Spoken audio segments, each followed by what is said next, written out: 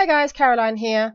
This is the second video in the value betting series, and in this one I'm going to try to explain a little bit more about what I mean by value betting.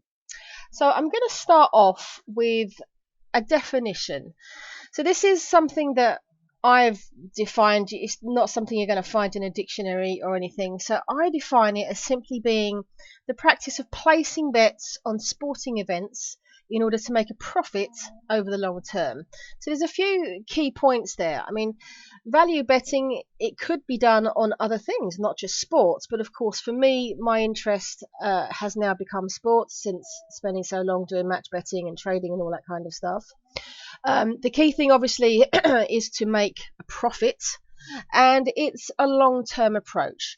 So let me now go on to some key points which kind of explain, how it works a little bit. So this is value betting. It's not trading, it's not arbing, it's not match betting. You're doing a straight up bet.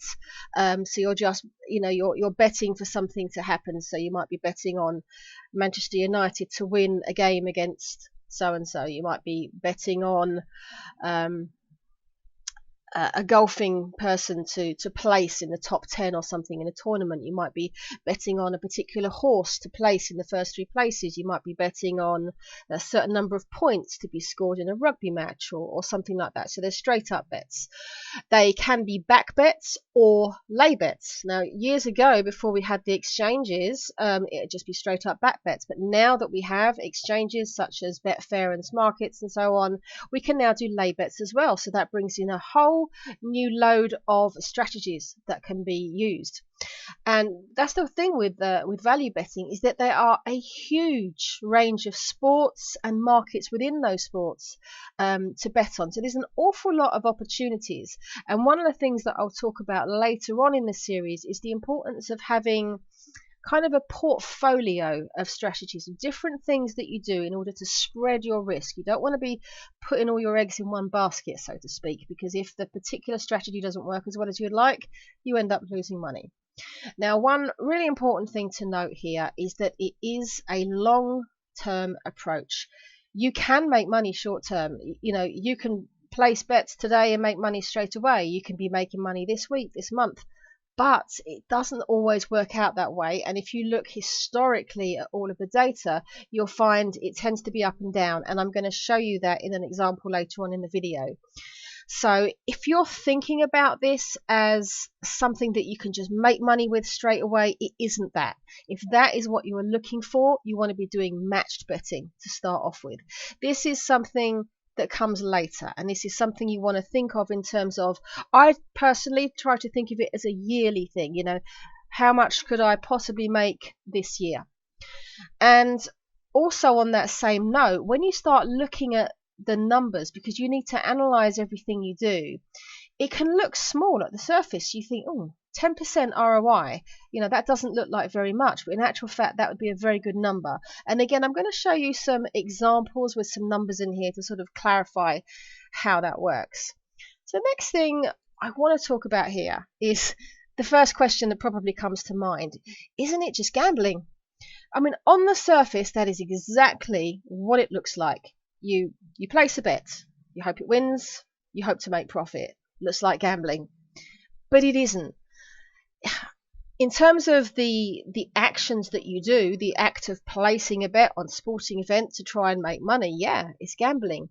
But the way in which we place bets, the way in which we choose what bets to place, the price we're going to bet on, that is what differentiates value betting from all the regular mug punting out there. But of course, it does make it very difficult to explain this to friends and family. If you say to people, what are you doing here? You're probably going to get a lot of criticism. People can say, you're gambling, you're losing your money, you shouldn't be doing that, and so forth. So me personally, I don't talk an awful lot about value betting, which is probably one of the reasons why I never talked about it on the channel, because it's very different to match betting. Now, there are a couple of things that are really key. The first one is the price. And by price, what I mean is the actual odds that you take when you place a bet.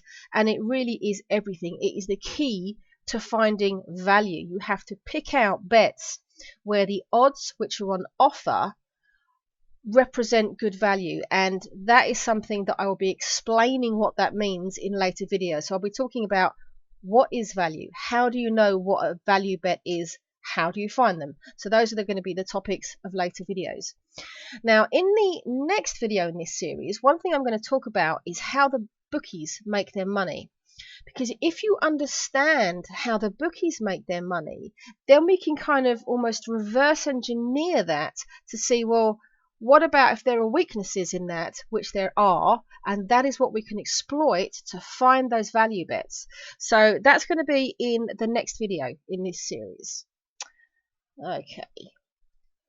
So coming back to the idea of value betting being a long-term approach, the way I personally like to see it is what I call an active investment. So this isn't really, I mean, it could be sort of a job, so to speak, that you pretty much work on full time.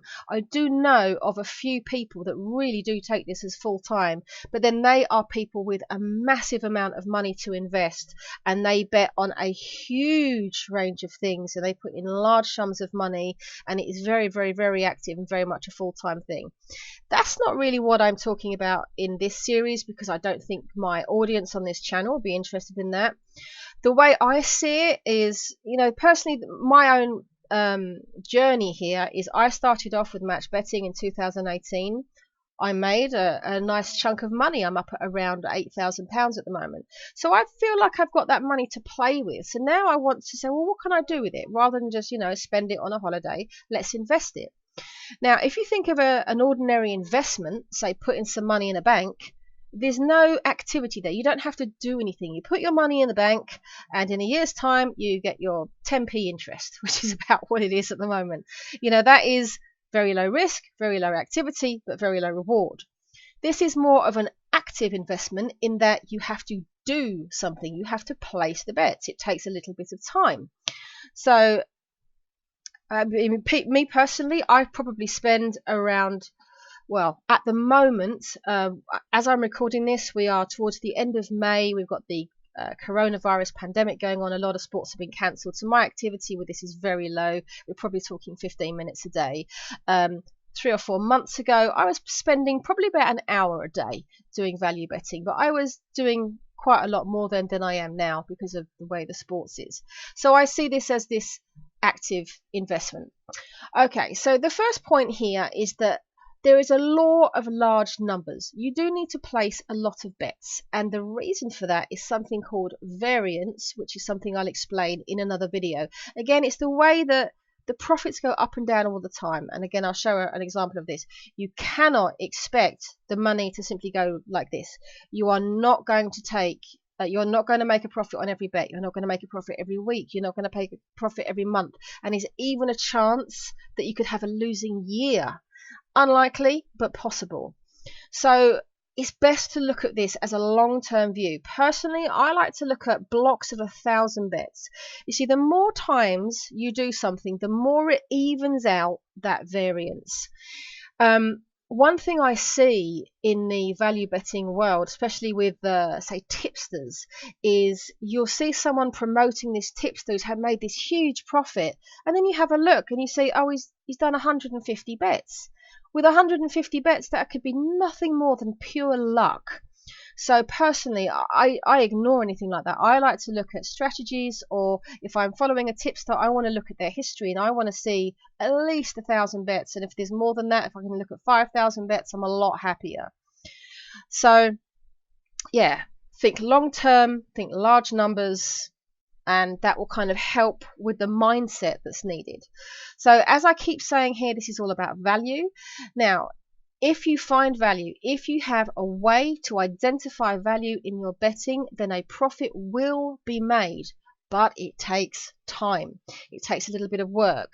Now, I've got another acronym here, ROC. Sorry, let me just go back a slide for a moment here. Where are we? Here, I talked about ROI. Sorry, I forgot to explain. ROI stands for return on investment, which means if you were to invest, say, £1,000, and you made 10% on that, your profit would be £100, which doesn't seem like all that much. But what is a much more telling number is something called the return on capital, ROC. Now that is very different, and you can have a very small ROI but have a very big ROC.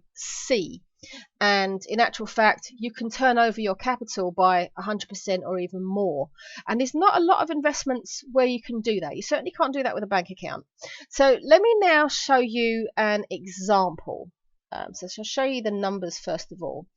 So this is a particular strategy that I have been using this year. It is a tipster that I follow, and it's a high volume one. He has around 4,000 bets a year. There's several bets every day, so it probably takes me about half an hour a day to do this particular strategy. Now in terms of ROI, they have been going for many years. They've got over nearly 8,000 bets, and they have been proofed. What that means is that the bets have been externally verified as being correct, that the numbers they have claimed are true. You know, they're not just making up numbers and lying. So obviously that's extremely important. If you ever follow someone else's betting advice, you need to make damn sure that they're telling the truth about it. So their ROI has been historically 8.57%. Now I've got a few points in here, a few what's the word? Words, drawdown, betting banks. These are things which I'm going to have to explain in later videos, so please forgive me if it doesn't all make sense right now. But there is something called a betting bank, which is how you measure your money, how you manage your money, and you have to set aside a bank for any kind of strategy that you follow, and how many points go in that bank is dependent on how much variance there are. And one of the ways in which you can calculate that is something called a drawdown. And what that means is the highest amount of points which have been lost at any point in the history. So with this particular strategy, the highest drawdown has been 93 points. And as a result of that, for me to bet on it, I would allocate a 200-point betting bank. So again, I will explain all of this in later videos, so don't worry if you don't understand it now. But the most important thing to note here is the last line. So using £10 stakes, minus costs, I actually pay this tipster money to follow him.